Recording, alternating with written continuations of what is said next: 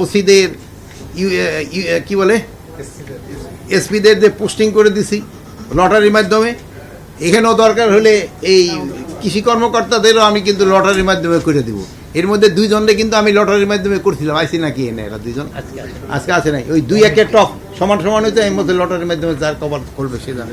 একও ক্ষেত্রে আসতে হবে, যেহেতু তারা অনেক আছে ওই ভালো জায়গায়, খালি ভালো জায়গা খুঁজে। এখন ভালো জায়গা বাংলাদেশে কোনো জায়গায় খারাপ না, তা আপনি তো বুঝতে পারেন ভালো বলতে তারা কোনটারে বুঝায়। আর একটা জিনিস হলো, আপনারা জানেন যে এবার কিন্তু আলুতে কৃষকরা কিন্তু খুবই সাফার করছে। আমরা আলু চাষিদের আমরা একটা ভর্তুকি দেওয়ার চিন্তা ভাবনা আছে, যেহেতু আলু এই নতুন আলুও যদিও কিছু কিছু আসছে, বাট নতুন আলুটা প্রায় 15 দিনের মতো লেট হবে। এর ভিতরে যদি আল্লাহ আল্লাহ করে পুরান আলুটা চলে যায় সবচেয়ে ভালো। প্লাস আমরা ওই নভেম্বরের ভিতরে ইনফ্যাক্ট সেরা খালি করতে চাই কিন্তু কোল্ড স্টোরগুলি, কিন্তু আমরা বলছি না, এবার ডিসেম্বর পর্যন্ত তাদের রাখতে হবে। এই আলুটা ডিসেম্বর পর্যন্ত রাখা যেন কৃষক অন্তত তার আলুটা পুরা বিক্রি করতে পারে। আর এখনও দেখলাম যে যে আলুটা যেন আমাদের যে আলুটা আছে এটার কিন্তু এক্সপোর্ট হয়, বাট এক্সপোর্ট আমাদের কোয়ালিটিটা অত ভালো না।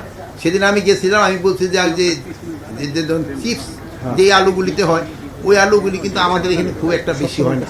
বাট এইটারে এই কীভাবে এই যাত্রার উন্নত করা যায়, এই জন্য সেদিন আমি গাজীপুর গেছিলাম, তাদেরও বলছি যে একটা রিসার্চ করে আমাদের এই আলুর যাত্রাটা আরও উন্নত করতে হবে, যেটা বিভিন্নভাবে যেন ব্যবহার করা যায়। আলু যেহেতু গতবার উৎপাদন ভালো হয়, কিন্তু এই কৃষকরা অনেকটা লুজার হয়েছে। এই ক্ষেত্রে এই যে এই পেঁয়াজের ক্ষেত্রেও আমাদের কিন্তু নাই, কিন্তু হঠাৎ এই দাম বাড়ায় দেওয়ার পর কিন্তু আমাদের কিছু ইম্পোর্ট করতে হচ্ছে। এই ইম্পোর্ট করার পর দেখবেন দামটা কমে যাবে। আজকে কিন্তু দাম কমা শুরু হয়েছে, অনেক সময় আবার বেশি কমে গেলে কিন্তু আবার কৃষকরা লুজার হয়ে যাবে, ওই আমদানিকারকরা খালি লাভবান হবে। এগুলির দিকে আপনাদের অনেক সময় খেয়াল রাখতে হবে।